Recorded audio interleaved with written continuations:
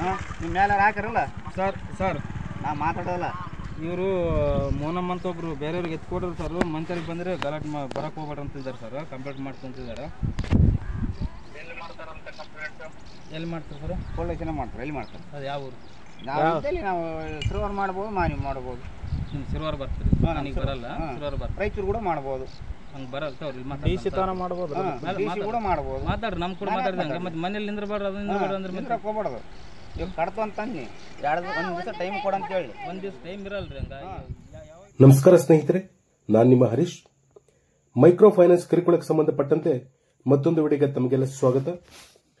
ರಾಜ್ಯದಲ್ಲಿ ಎಲ್ಲೆಲ್ಲಿ micro finance ಸಂಬಂಧಪಟ್ಟಂತೆ ಕಿರುಕುಳಗಳಾಗ್ತಾ ಇದೆ ಅನ್ನುವಂಥದ್ದು ಕಳೆದ 3 ತಿಂಗಳಿಂದ ನಿರಂತರವಾಗಿ ನಮ್ಮ ಚಾನೆಲ್ ಸುದ್ದಿಗಳನ್ನು ಮಾಡ್ತಾ ಬರ್ತಾ ಇದ್ದೀವಿ.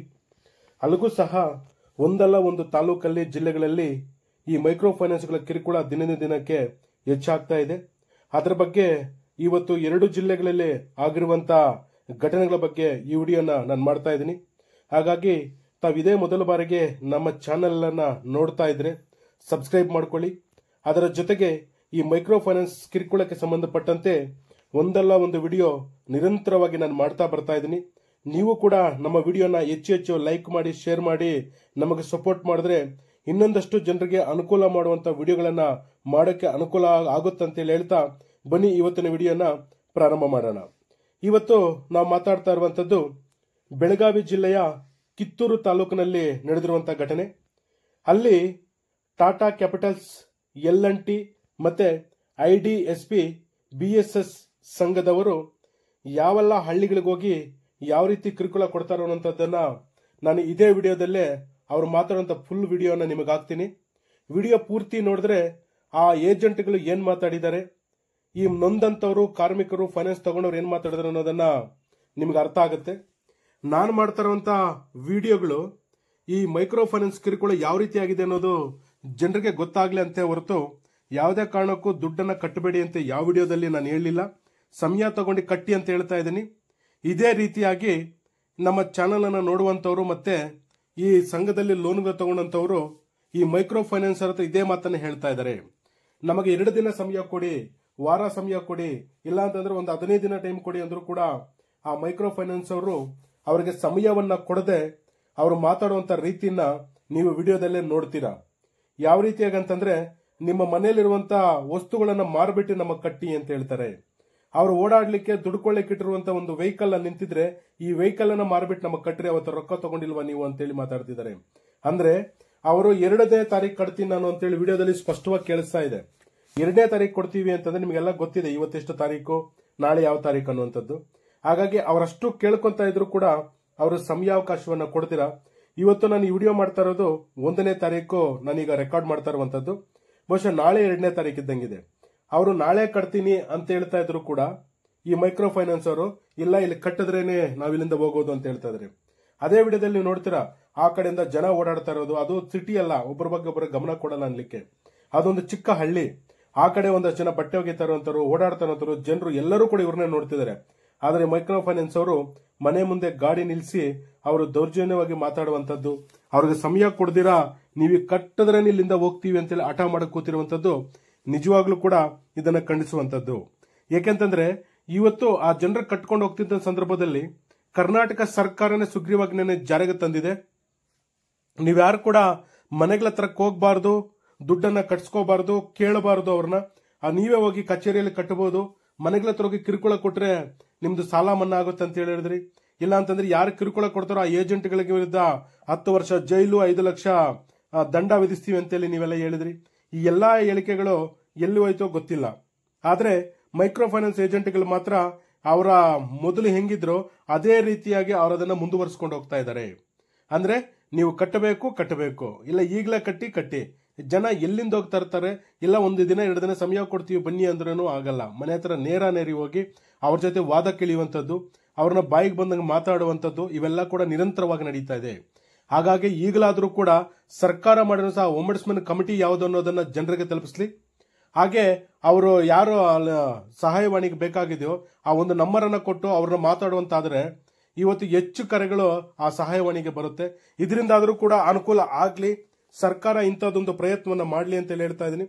ಹಾಗೆ ಪ್ರತಿ ವಿಡಿಯೋದಲ್ಲಿ ಹೇಳ್ದಂಗೆ ಈ ವಿಡಿಯೋದಲ್ಲೂ ಕೂಡ ಹೇಳ್ತಾ ಇದ್ದೀನಿ, ನೀವ್ಯಾರಾದರೂ ಆ ಸುಗ್ರೀವಾಜ್ಞೆ ಕಾಪಿಯನ್ನು ಕನ್ನಡದಲ್ಲಿ ಓದ್ಕೋಬೇಕು ಅಂತಂದ್ರೆ ಈ ಒಂದು ವಿಡಿಯೋದಲ್ಲೇ ನಮ್ಮ ಕಚೇರಿ ನಂಬರ್ ಡಿಸ್ಪ್ಲೇ ಆಗ್ತಾ ಇರುತ್ತದೆ.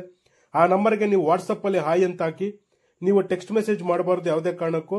ವಾಟ್ಸಪ್ ಮೆಸೇಜ್ ಅನ್ನು ಹಾಯ್ ಅಂತ ಹಾಕಿದ್ರೆ ನಾನು ನಿಮಗೆ ಆ ಸುಗ್ರೀವಾಜ್ಞೆ ಕಾಪಿಯನ್ನು ಕಳಿಸ್ತೀನಿ. ಅದನ್ನ ನೀಟಾಗಿ ನೀವು ಓದ್ಕೊಂಡ್ರೆ ಕರ್ನಾಟಕ ಸರ್ಕಾರ ಯಾವ ರೀತಿಯ ಸುಗ್ರೀವಾಜ್ಞೆಯನ್ನು ಜಾರಿಗೆ ತಂದಿದೆ, ಈ ಮೈಕ್ರೋ ಫೈನಾನ್ಸ್ಗಳು ಯಾವುದಕ್ಕೆ ಅನುಮತಿ ಇಲ್ಲ, ಅನುಮತಿ ಇರೋದು ಯಾವುದು, ಯಾವ ರೀತಿ ನೀವೆಲ್ಲ ಮಾತಾಡಬಹುದು ಅನ್ನೋದು ಅನುಕೂಲ ಆಗುತ್ತೆ ಅನ್ನುವಂಥದ್ದು ಕೂಡ ನಾನು ಆ ಇದರಲ್ಲಿ ಯಾವುದು ಆ ಸುಗ್ರೀವಾಜ್ಞೆ ಕಾಪಿಯಲ್ಲಿದೆ. ಹಾಗಾಗಿ ನೀವು ಆ ಸುಗ್ರೀವಾಜ್ಞೆ ಬೇಕಂತಂದ್ರೆ ಆ ನಂಬರ್ಗೆ ನೀವು ಹಾಯ್ ಅಂತ ಹಾಕಿ ನಾನು ಆ ಸುಗ್ರೀವಾಜ್ಞೆಯನ್ನು ಕಳಿಸ್ತೀನಿ. ಹಾಗೆ ಈ ಮೈಕ್ರೋ ಫೈನಾನ್ಸ್ ಸಂಬಂಧಪಟ್ಟಂತೆ ಇನ್ನೆಲ್ಲಾದರೂ ಇದೇ ರೀತಿ ಕಿರುಕುಳಗಳೇನಾದರೂ ನಡೀತಾ ಇದ್ರೆ, ಇಲ್ಲ ಜನರಿಗೆ ತೊಂದರೆ ಕೊಡ್ತಾ ಇದ್ರೆ, ನೀವು ಕೂಡ ಒಂದು ವಿಡಿಯೋನ ಮಾಡಿ ನಮ್ಮ ಈ ವಾಟ್ಸಪ್ ನಂಬರ್ಗೆ ಕಳಿಸ್ಕೊಡಿ. ಅದನ್ನ ಜನರ ಮುಂದಿಡುವಂತ ಕೆಲಸವನ್ನ ಮಾಡೋಣ. ಹೇಗಿದ್ರು ಸರ್ಕಾರ ಮತ್ತು ಪೊಲೀಸರು ಇದರ ಬಗ್ಗೆ ಗಮನ ಹರಿಸ್ತಾ ಇಲ್ಲ. ಹಾಗಾಗಿ ನಾವಾದರೂ ಕೂಡ ಜನರ ಕಣ್ತರಿಸುವಂತದ್ದು, ಇಲ್ಲ ಜನರಿಗೆ ಈ ತರ ನಡೀತಾ ಇದೆ ಅನ್ನೋಂಥದ್ದನ್ನ ಜನರಿಗೆ ಆ ಸುದ್ದಿ ತಲುಪಿಸುವಂತ ಕೆಲಸ ನಾವು ಮಾಡೋಣ ಅಂತ ಹೇಳ್ತಾ, ಹಾಗೆ ಇನ್ನೊಂದಷ್ಟು ಜಿಲ್ಲೆಗಳಿಂದ ನಿರಂತರವಾಗಿ ಫೋನ್ ಮಾಡ್ತಿದ್ದಾರೆ, ಯಾರಿಗೆ ದೂರು ಕೊಡ್ಬೇಕು ಸರ್, ಇವರು ದಿನಕ್ಕೆ ತುಂಬಾ ತೊಂದರೆ ಕೊಡ್ತಾರೆ, ನಾವೆಲ್ಲೋ ಕೆಲ್ಸಕ್ಕೆ ಹೋಗಿದೀವಿ, ಮನೆ ಹತ್ರ ಹೋಗಿ ಹೆಂಡತಿ ಮಕ್ಕಳಿಗೆ ಎಲ್ಲ ತೊಂದರೆ ಕೊಡ್ತಾರೆ ಅಂತೇಳಿ ಫೋನಲ್ಲಿ ಕೇಳ್ತಾ ಇದ್ರಿ. ಹಾಗಾಗಿ ಅಂತವ್ರು ಕೂಡ ಏನ್ ಮಾಡ್ಬೇಕಂತಂದ್ರೆ ಆ ಬಂದಿರೋಂಥವ್ರು ಯಾರು ಬರ್ತಾರೋ ಅವ್ರದನ್ನ ಸಮಯ ತಗೊಳ್ಳಿ. ಇಲ್ಲ ಅಂತಂದ್ರೆ ದೂರು ಕೊಡ್ಲಿಕ್ಕೆ ಎಲ್ಲಿ ಅಂತ ಕೇಳಿದ್ರಿ, ನಿಮ್ಮ ಹತ್ತಿರದ ಪೊಲೀಸ್ ಸ್ಟೇಷನ್ಗೆ ಇಲ್ಲ 112 ಫೋನ್ ಮಾಡಿದ್ರೆ ಅವರೇ ಹತ್ರಕ್ಕೆ ಬರ್ತಾ ಇದ್ದಾರೆ. ಇಲ್ಲಾಂತಂದ್ರೆ ನಿಮ್ಮ ತಾಲೂಕಿನ ತಹಸೀಲ್ದಾರ್ಗಾದ್ರೂ ಕೂಡ ನೀವು ದೂರು ಕೊಡುವಂತ ಒಂದು ಅವಕಾಶ ಇದೆ. ಹಾಗಾಗಿ ಈ ಎಲ್ಲವನ್ನೂ ಬಳಸಿಕೊಂಡು ಒಂದಷ್ಟು ಸಮಯಾವಕಾಶವನ್ನು ತಗೊಂಡು ನೀವು ಒಂದಷ್ಟು ದುಡ್ಡನ್ನ ಹೊಂದಿಸಿಕೊಂಡು ಅದನ್ನ ಕಟ್ಟಬೇಕಂತೇಳಿ ನಾನು ಹೇಳ್ತಾ, ಮೈಕ್ರೋ ಫೈನಾನ್ಸ್ ಅವ್ರಿಗೂ ಕೂಡ ಗೊತ್ತಿದೆ ಸುಗ್ರೀವಾಜ್ಞೆ ಬಗ್ಗೆ, ಆದರೆ ಸರ್ಕಾರ ಯಾವುದೇ ಕ್ರಮ ಜರುಗಿಸೋದಕ್ಕೋಸ್ಕರ ನಮ್ಮ ವಿಷಯ ಸರ್ಕಾರವರೆಗೂ ಹೋಗ್ತಾ ಇಲ್ಲ ಅಂತೇಳಿ ಇವರು ಹಳ್ಳಿಗಳಲ್ಲಿ ಜನರ ಬಳಿ ಮಾತಾಡುವಂತ ರೀತಿ ಮಾಡ್ತಾ ಇರುವಂತ ದೌರ್ಜನ್ಯದ ಬಗ್ಗೆ ಯಾರು ಕೂಡ ಇದರ ಬಗ್ಗೆ ಪ್ರಶ್ನೆ ಮಾಡ್ತಾ ಇಲ್ಲ. ಹಾಗಾಗಿ ನಿರಂತರವಾಗಿ ನಮ್ಮ ಸುದ್ದಿವಾಹಿನಿಯಲ್ಲಿ ನಾವು ಈ ಮೈಕ್ರೋ ಫೈನಾನ್ಸ್ ಕಿರುಕುಳಕ್ಕೆ ಸಂಬಂಧಪಟ್ಟಂತೆ ವಿಡಿಯೋಗಳನ್ನ ಮಾಡಿ ಜನರಿಗೆ ಯಾವ ರೀತಿ ಅನುಕೂಲ ಆಗುತ್ತೋ ಅದನ್ನ ನಿರಂತರವಾಗಿ ಮಾಡ್ಕೊಂಡು ಬರ್ತಾ ಇದ್ವಿ.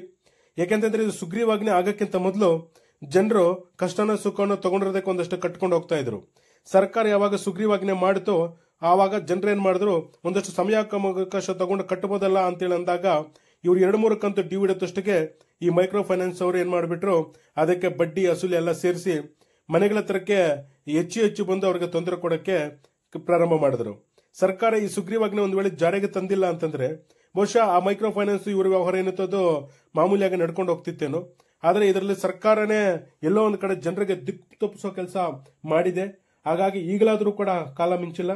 ಸರ್ಕಾರ ಈ ಕಿರುಕುಳ ಕೊಡುವಂತವ್ರಿಗೆ ಸುಗ್ರೀವಾಜ್ಞೆಯಲ್ಲಿ ಏನು ಆದೇಶವನ್ನು ಹೊರಡಿಸಿದೋ ಕನಿಷ್ಠ ಅದು ಒಂದಷ್ಟು ಜನರಿಗೆ ಯಾರು ಅಧಿಕ ಬಡ್ಡಿ ವಿಧಿಸ್ತಾ ಇದ್ದಾರೋ ಇಲ್ಲ ಯಾರು ಈ ಜನರಿಗೆ ತೊಂದರೆ ಕೊಡ್ತಾ ಇದ್ದಾರೋ ಅಂತವ್ರ ವಿರುದ್ಧ ಆದ್ರೂ ಇವರು ಕ್ರಮ ಕೈಗೊಂಡಾಗ ಮಾತ್ರ ಈ ಜನರಿಗೆ ಈ ಸರ್ಕಾರ ಮಾಡಿರುವಂತಹ ಸುಗ್ರೀವಾಜ್ಞೆ ಮೇಲೆ ನಂಬಿಕೆ ಬರುತ್ತೆ. ಈ ಕಿರುಕುಳ ಕೊಡ್ತಾರಂತ ಮೈಕ್ರೋ ಫೈನಾನ್ಸ್ ಅವ್ರಿಗೂ ಒಂದಷ್ಟು ಭಯ ಬರುತ್ತೆ ಅಂತ ಹೇಳ್ತಾ, ಇದು ಇವತ್ತಿನ ವಿಡಿಯೋ ಸ್ನೇಹಿತರೆ. ನಿಮಗೇನಾದರೂ ಇನ್ನೂ ಹೆಚ್ಚಿನ ವಿಡಿಯೋಗಳು ನಮ್ಮ ಇದರ ಮುಖಾಂತರ ಬೇಕಂತಂದ್ರೆ ನಮ್ಮ ಭಾಗ್ಯಪಲ್ಲಿ ಸುದ್ದಿ ಭಾಗ್ಯನಗರ ಚಾನಲ್ ಅಲ್ಲಿ ಹೆಚ್ಚು ವಿಡಿಯೋಗಳಿದೆ. ಈಗಾಗಲೇ ನಾನು ಸುಮಾರು 20ಕ್ಕೂ ಹೆಚ್ಚು ವಿಡಿಯೋಗಳನ್ನು ಇದರ ಬಗ್ಗೆ ಮಾಡಿದ್ದೀನಿ. ನೀವು ಆ ವಿಡಿಯೋಗಳನ್ನು ನೋಡಿದ್ರೆ ನಿಮಗೂ ಒಂದಷ್ಟು ಅನುಕೂಲ ಆಗುತ್ತೆ, ಯಾವ ರೀತಿ ಮೈಕ್ರೋ ಫೈನಾನ್ಸ್ ಅವ್ರ ಜೊತೆ ಮಾತಾಡಬೇಕಂತ ಹೇಳ್ತಾ. ಹಾಗೆ ಇನ್ನೂ ನಿರಂತರವಾಗಿ ವಿಡಿಯೋಗಳು ಬರಬೇಕಂದ್ರೆ ನಮ್ಮ ಚಾನಲ್ ಸಬ್ಸ್ಕ್ರೈಬ್ ಮಾಡ್ಕೊಂಡು, ಹಾಗೆ ನಿಮ್ಮ ಸ್ನೇಹಿತರಿಗೂ ಕೂಡ ಈ ವಿಡಿಯೋನ ಶೇರ್ ಮಾಡಿ ಅಂತ ಹೇಳ್ತಾ ಇಷ್ಟೊತ್ತು ವಿಡಿಯೋ ನೋಡಿದ್ದಕ್ಕಾಗಿ ಧನ್ಯವಾದಗಳು.